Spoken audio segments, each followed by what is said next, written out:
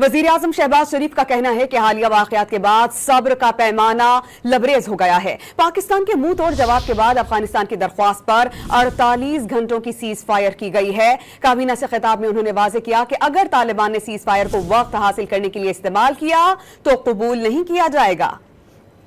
अब गेंद अफगानिस्तान की कोर्ट में है, मुज़ाकरात में संजीदगी दिखाई जाए। उन्होंने कतर की जानिब से मामलात हल कराने की कोशिशों की भी तस्दीक की। मुकम्मल तौर पर हिंदुस्तान की शय के जिस वक्त ये हमला हो रहा था पाकिस्तान के ऊपर, तो उनके जो वज़ीर ख़ारजा मुत्तकी वो दिल्ली में थे।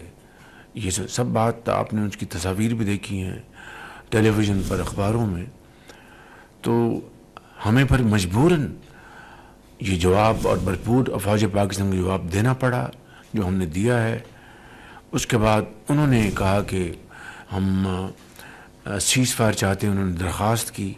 कल हमने फ़ैसला किया कि 48 घंटे की जो वक्ती यानी इंटरम सीज़ फायर हम करेंगे। 48 घंटों में अगर वो जो हमारी जो बिल्कुल जायज़ शराइत हैं उसके ऊपर वो बातचीत करके मामलात को तय करना चाहते हैं तो हम उसके लिए तैयार हैं बिल्कुल। ये पैगाम उनको कल दे दिया गया।